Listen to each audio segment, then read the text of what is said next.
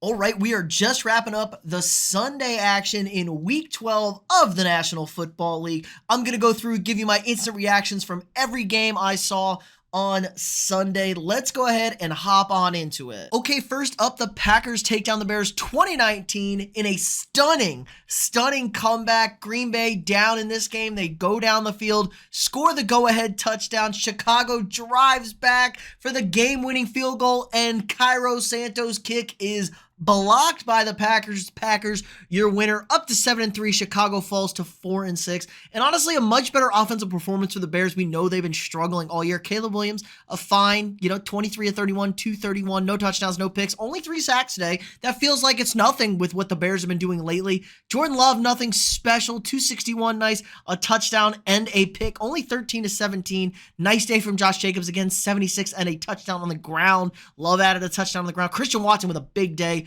Over 150 receiving yards, another 50-plus yards for Jacobs receiving. Rome Odunze led the way with 65. DJ Moore got 62. This Bears offense looked a lot better. 34 carries for 179 yards. Really nice. Roshan Johnson got into the end zone.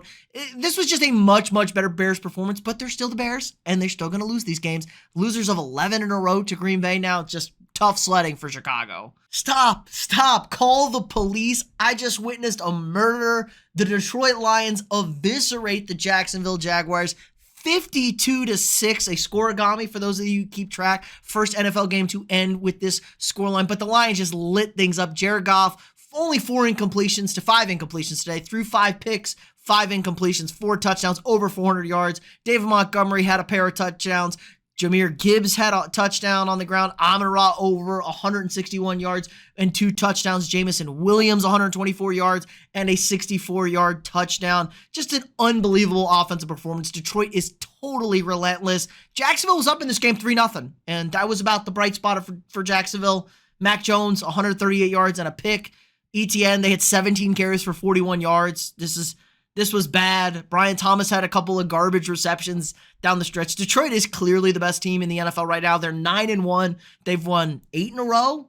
8 in a row for the Lions. They are humming right now. Clearly the favorite in the NFC. I don't know if Doug Peterson, he hasn't been fired yet. He's probably unemployed by the time you are watching this. Just a disaster of a season for the Jaguars, and the Lions continue their march to an eventual visit to New Orleans. At least that's what all those fans up in Michigan are hoping for. Lions dominate the Jags. Okay, let's just finish the NFC North. My Vikings taking care of business against the Tennessee Titans. Swept the AFC South this year, so good on us. Much better performance from Sam Darnold, 246 and 2 touchdowns. Easily could have had a 3rd touchdown, dropped a 46-yard touchdown that would have put this game 30-13. It would have made me feel a little bit better. The Titans really couldn't get anything going on offense. 1 98-yard receiving touchdown was their big play in the second half. Will Levis looked okay. 3 for 295, obviously. 1 touchdown in the interception late to seal the game, but Will Levis was much better. This team could not get anything on the ground, and they really didn't even try much. 19 carries for 1.7. Will Levis sacked 5 times. This Vikings defense was relentless.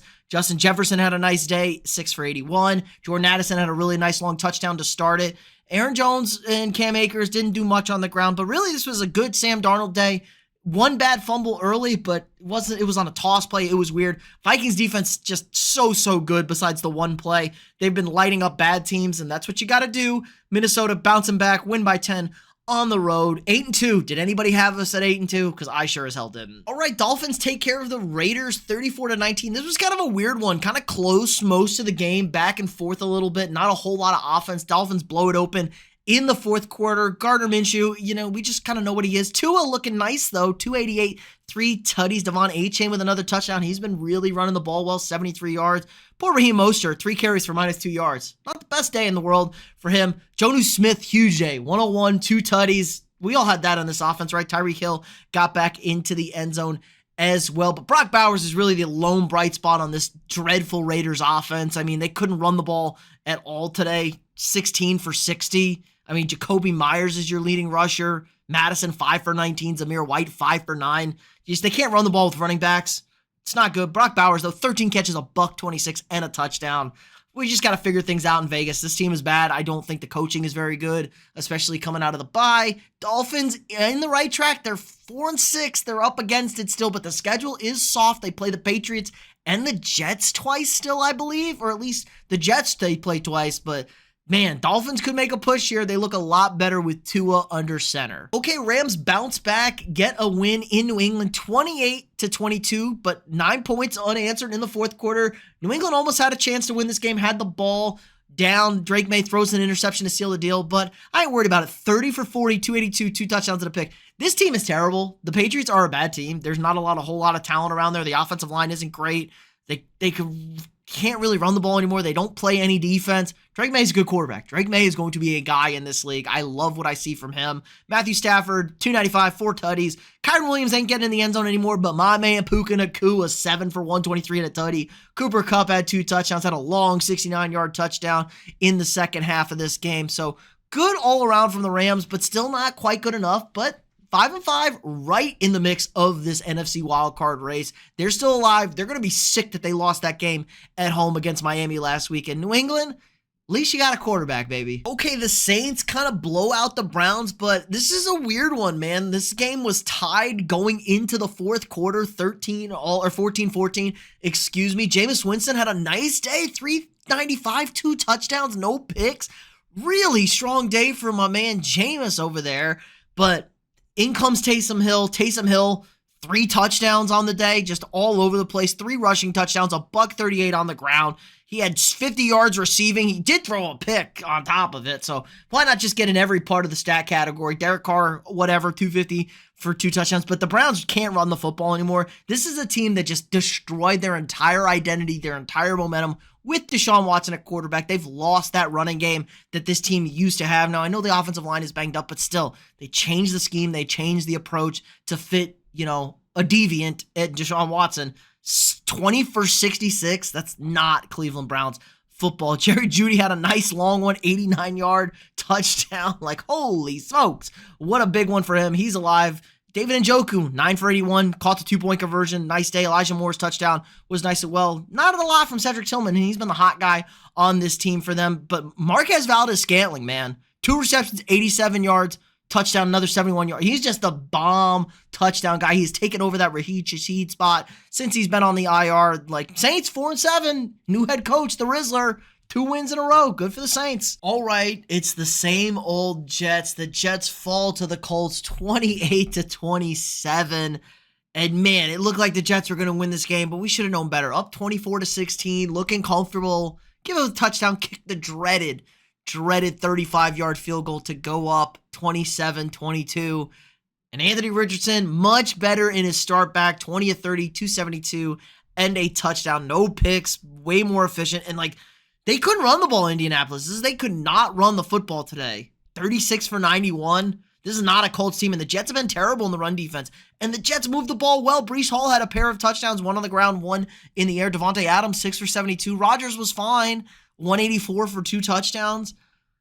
I just can't explain how the Jets lost this. This is hilarious. It's hilarious that the Jets find a way to lose these games. Colts win. Colts 5-6, still right in the thick of that AFC playoff race. I mean, they have a real shot of getting in. They're 1 game back, I think, of Denver right now. They're definitely still alive.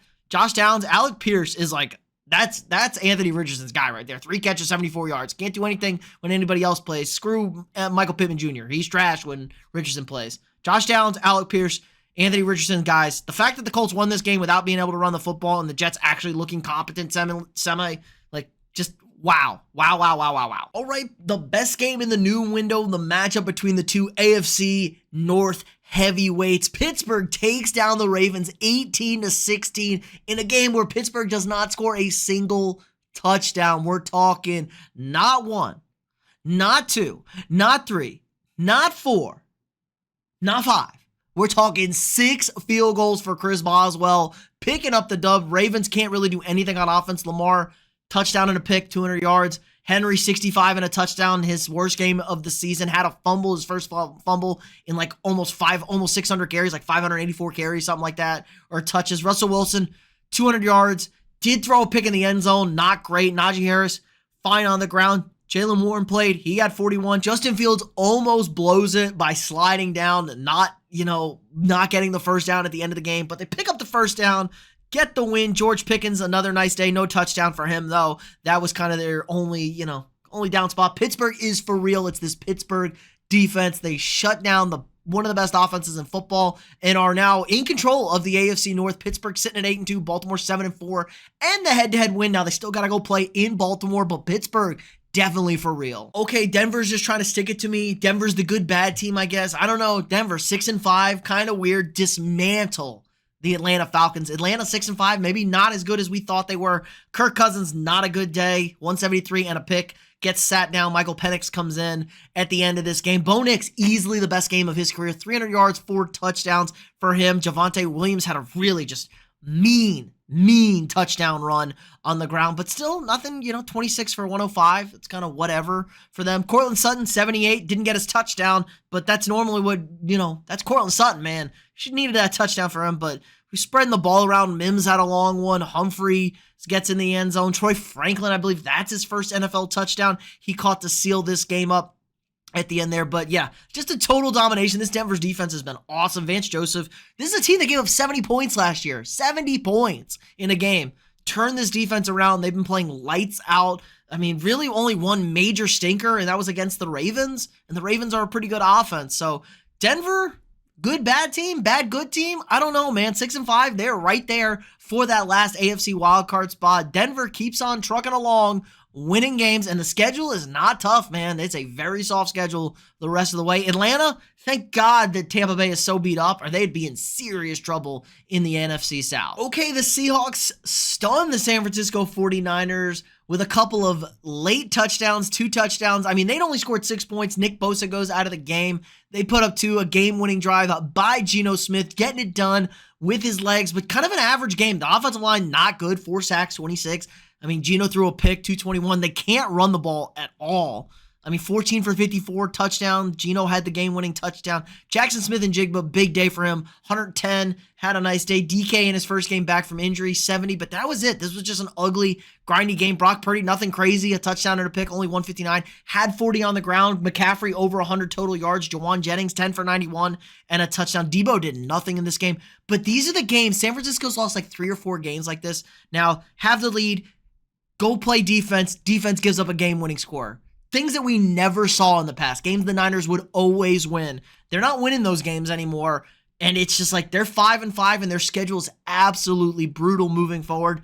I don't think the Niners are making the playoffs. I'm going out on a limb here. They're just not sharp. They're not good. And maybe Kyle Shanahan has just too stale and kind of lost the locker room. Things might be over in San Francisco. All right, what was the best game of the day, or at least the most anticipated? The Buffalo Bills slay their arch nemesis, the Kansas City Chiefs, handing Kansas City their first loss of the season, and those sole remaining survivors of the 72 Dolphins can pop the champagne because there will be no undefeated in the NFL once again. Huge win for the Bills. They're at home. They kind of had to win this game to have any chance of getting a bye in the AFC playoffs. And just from a mental standpoint, Josh Allen, really slow first half. James Cook was awesome on the ground early, had a pair of touchdowns in the game. But really the big thing here was Josh Allen late, throwing the ball. Khalil Shakir had a couple of nice receptions. Curtis Samuel stepping up big with no Keon Coleman or Dalton Kincaid in the lineup at tight end. Amari Cooper had a very nice couple of catches coming back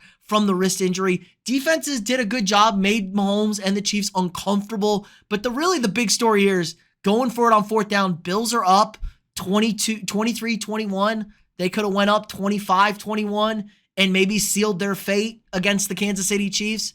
And they go up in there, or I guess they were up 23-21. They could have went up 25-21. They go for it on 4th and short in field goal range. Josh Allen bumbles, and stumbles into the end zone to seal this one for Buffalo. I really liked what Kansas City did with Xavier Worthy, especially early in the game. He had a really nice drive to start. Noah Gray had 2 touchdowns, 4 catches, 23 yards. This is fine. The Chiefs needed a wake-up call, but I'm really impressed with this Buffalo team. We thought this was going to be a bad team. The chemistry is good. The scheme is awesome. I am a big fan of Buffalo.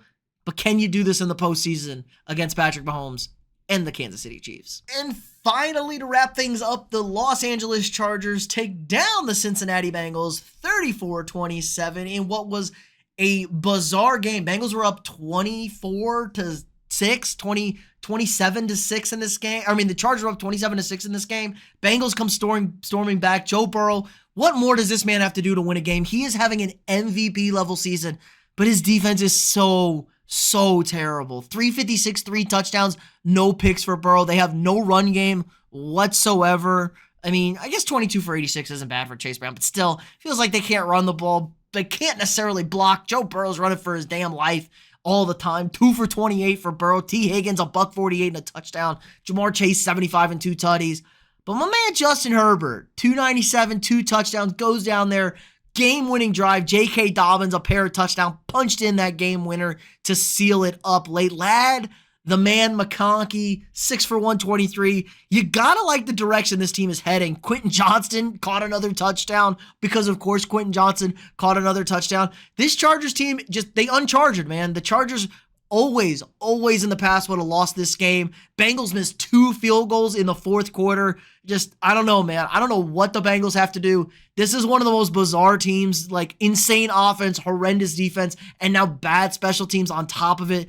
This is the best 4-7 team we're ever going to see, especially on offense, but man, it's kind of over for the Bengals. And the Chargers, defense finally played a real offense. They bent, they didn't break, got a couple lucky bounces. Really nice win for the Chargers. Amazing what a good head coach can do for an entire organization. Chargers comfortably in control of a playoff spot and now a potential threat for Kansas City in the AFC West. But let me know what you guys think in the comments below. What were your takeaways from this Sunday? Be sure to check out my power rankings dropping Tuesday morning at 9 a.m. Central Time, going through ranking all 32 teams 1 through 32. It's a blast. If you haven't already, drop a quick like on this video, hit that thumbs up, subscribe to the channel. We got new sports content for you guys every single day. If you want to support the channel more, sign up for a channel membership. Help support me, allows me to keep making this great content for you guys every single day. You get access to all sorts of exclusive perks and tiers, things to use for the live stream, just a whole bunch of fun. Again, like, subscribe, and share, and I'll see y'all tomorrow.